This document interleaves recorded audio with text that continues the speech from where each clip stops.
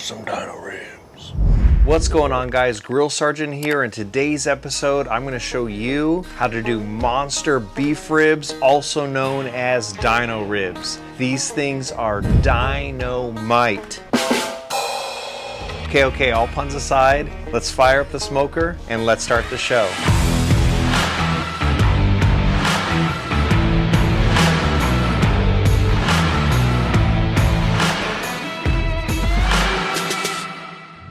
All right, let's cut into these bad boys. My gosh. Oof. We got our beef ribs here, and we're just gonna do a light trimming right now, but there are some pieces that look like they can just be trimmed up a little bit. We're mainly looking at getting rid of that top hard fat. Now, the first time I had beef ribs was in San Antonio, Texas, at a place called 2M Smokehouse. I don't know, the first time you have beef ribs, it kind of changes your life. It was just so good. And so we are going to try and recreate that magic today. Now, I do have the smoker set at 300. So I'm gonna say this is probably gonna be about a 5 to 6 hour cook. So I'm gonna finish trimming these up and we'll tune back in. Got these bad boys trimmed up. Now I know what you're thinking, Andrew, why do you have mustard in your hand?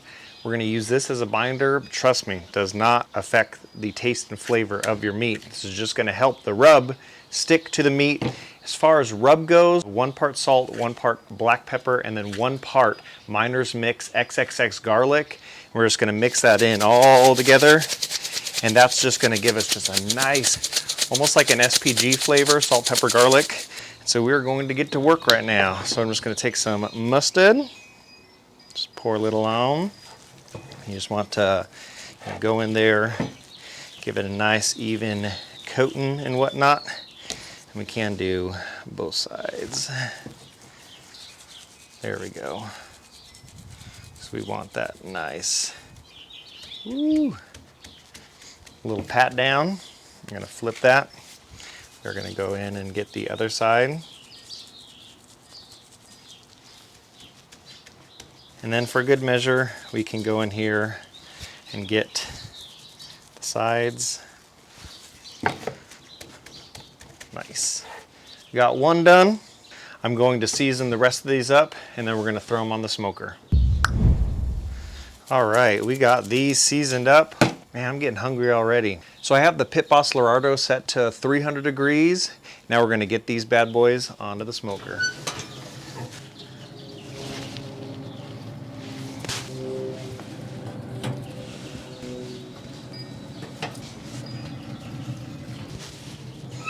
Now, as far as pellets go, I am going to be using a blend that Jared from Frack Daddy Barbecue helped me curate. We call it the Texas blend. So we basically got 1 part oak, 1 part charcoal, and 1 part pecan.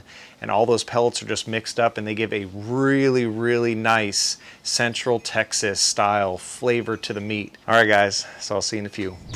All right, it's been 3 hours. Let's go check on these bad boys.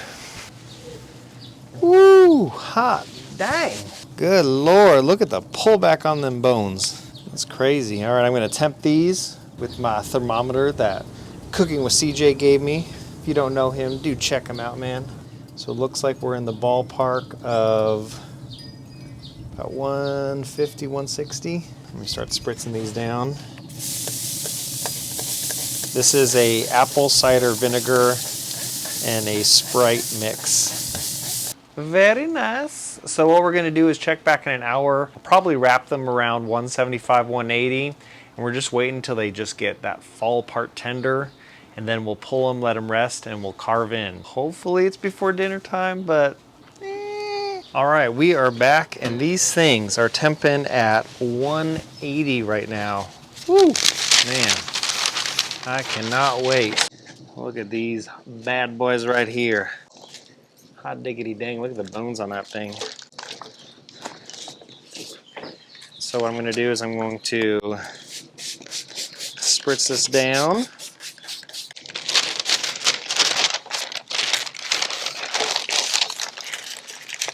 We're just going to wrap this up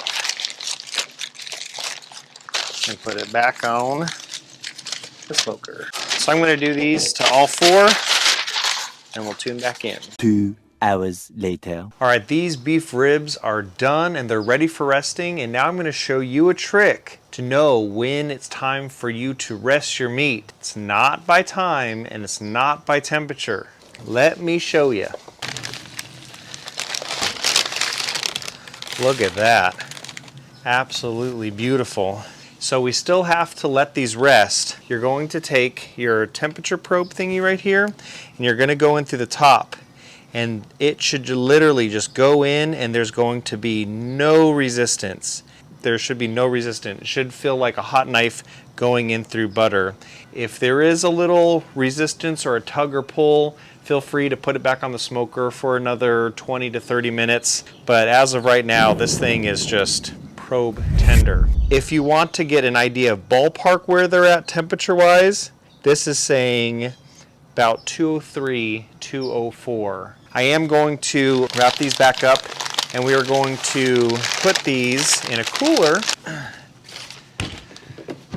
So you got a cooler and then you have towels, and the towels are going to provide your insulation. There's already a towel down in there. So I'm going to put this on top and I'm going to stack the other 4 in here, and we're going to check back in about an hour to an hour and a half. We really want them to rest. The juices and all that stuff are going to soak back into the center of the meat, and it is going to be so good. So we'll tune back in a bit. A few moments later. It's my favorite time, yo.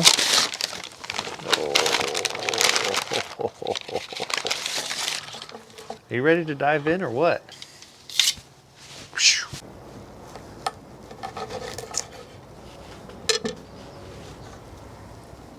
All right, let's go for a bite.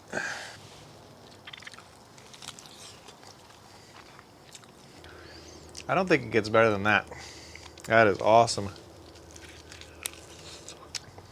See, the thing with beef ribs is they're so rich. There's so much intermuscular fat and connective fat. I mean, just one of these completely is gonna fill you up. And to think I have 16, my family's gonna be eating good. Let me know if you've done beef ribs before.